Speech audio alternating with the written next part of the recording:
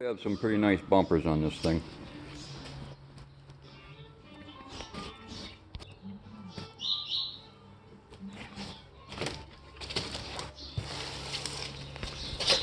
Back one is an air tank.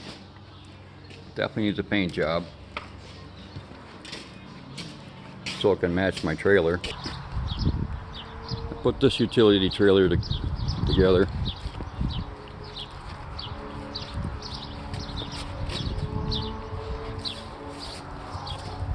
This frame is off the 78 two-wheel drive, which I put that body on an 86 four-wheel drive frame.